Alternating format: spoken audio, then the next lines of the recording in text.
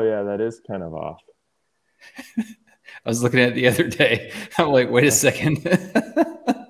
That's not right. So Photoshop used to have this tool where you could bend things as like I think it was called Puppet or something. Yeah. So you could add anchor points and then twist around the anchor points. But I think they took it out. I haven't been able to find that because I was going to just rotate that arm back so it looks more like a real elbow. But yeah, it's backwards.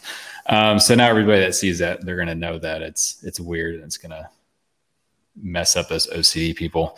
All right. So first season, first episode of Luminate. And the basic premise of the show, for any of you who don't know, which none of you should, because this is the first episode, is we're going to be talking about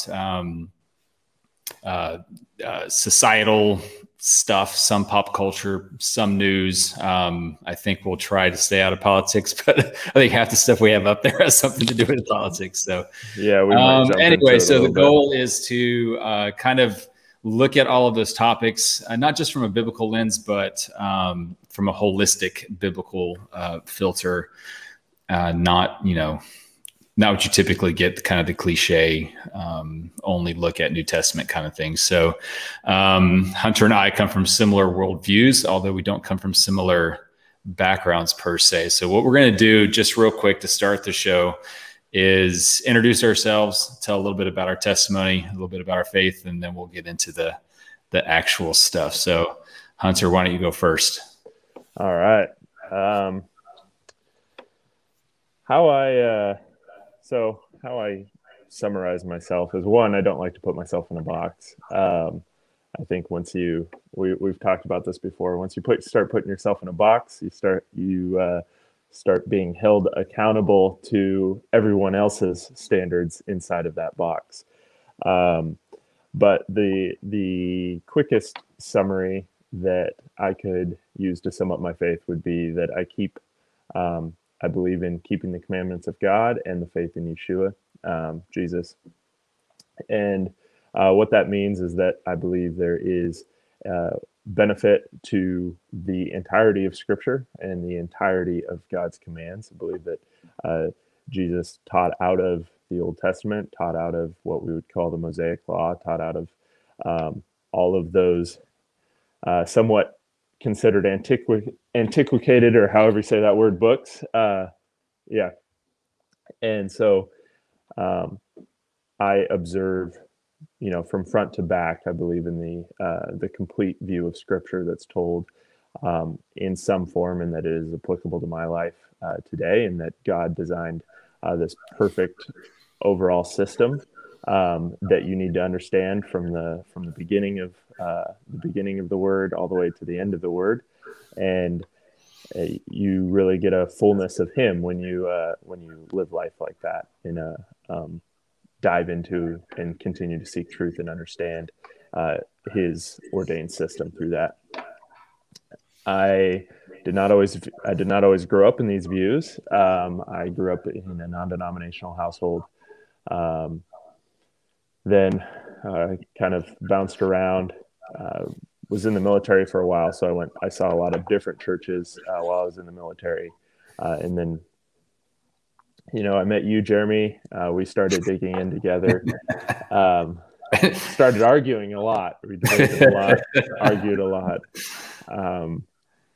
Very, very, very heavy study. There's been about 3 people that have been really influential in just me digging into the Word and studying through the Word. And so about 3 years ago now, I started really, really digging into the Word just in general and diving in, reading through the Bible in its entirety. And that really started to shift how I viewed Scripture, how I viewed God. Really started to realize that at times the picture that we are painted in church or painted in, growing up is not always the most accurate picture that God tells us Himself through Scripture. And that led me to where I'm at today. I kind of bounce around between different, congregations or denominations or however you want to call it. But really, really have a really, really core group that shares similar beliefs right now that I community with and I fellowship with. And yeah, so that's kind of my background, and a little bit of my testimony. Largely, this has been 3 years in the making since after I got out of the military. Yeah. Yeah. So Hunter and I, we've known each other for almost 3 years now, right? A little shy of that. Yeah. Yep. So he and I met because I was a student pastor at a Baptist church, and he started coming, and then your family moved down from Washington to Central Texas, where he was stationed and I was working, and started attending church there because you were going there. And you have two younger brothers who at the time, one was in junior high and one was in high school. But what grade is Emmett in now? Oh, gosh.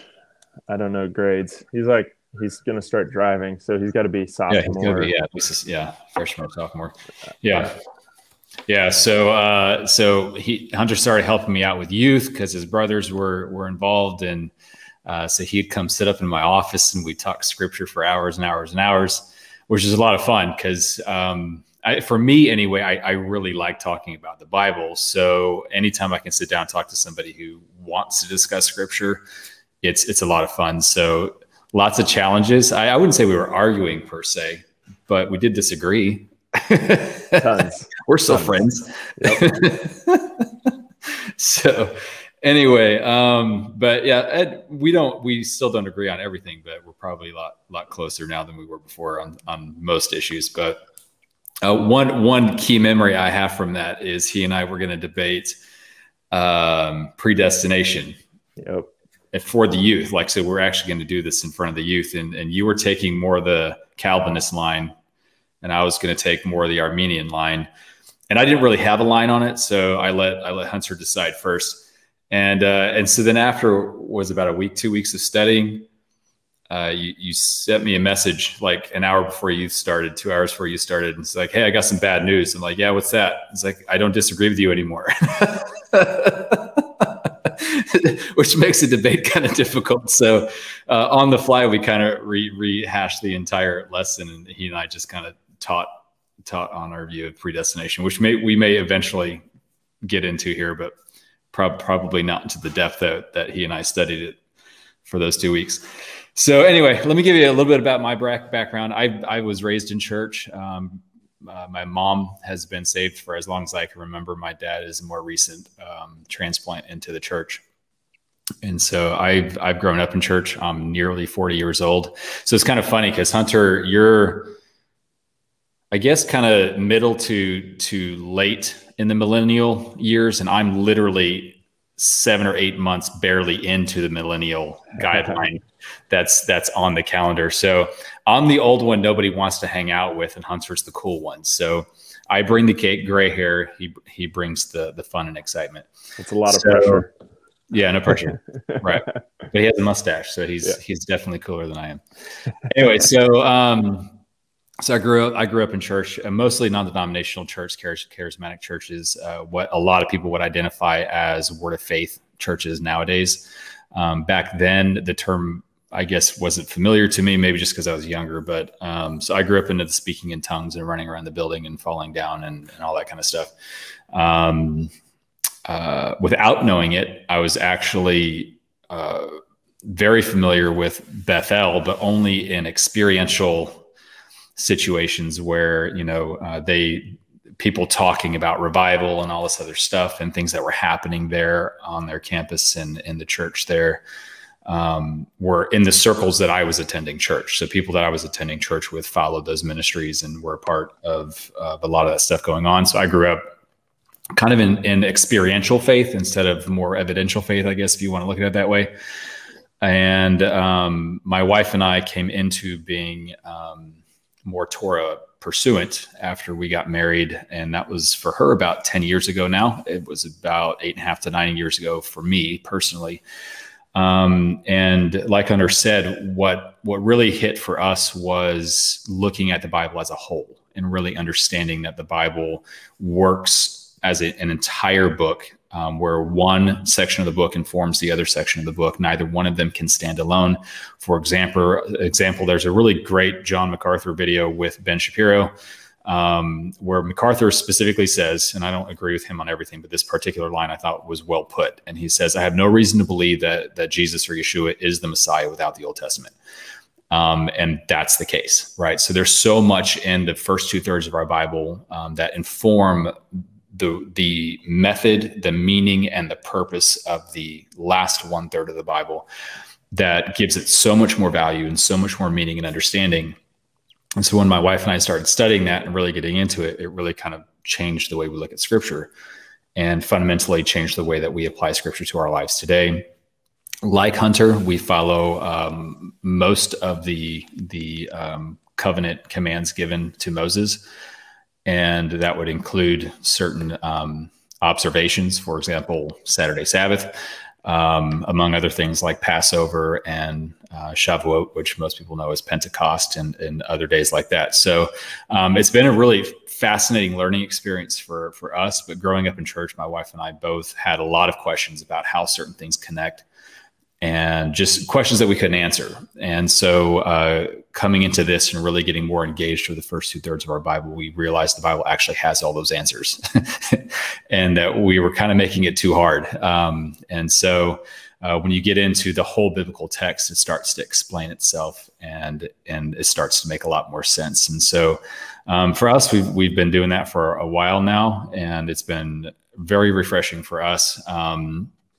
And when I look at it, I don't look at what I believe to be demonstratively different than what most Christians believe, except for a few key issues. Now, we agree on several key issues, and I would disagree on several key issues. But the Bible makes it clear salvation is based on faith alone through the grace that Jehovah God has given us through the sacrifice of Yeshua on the cross. And that's not something we can conjure up through obedience. It's not something that we think we can earn through observing the law. It's simply obedience, I believe, is a reflection of our faith and our love for God.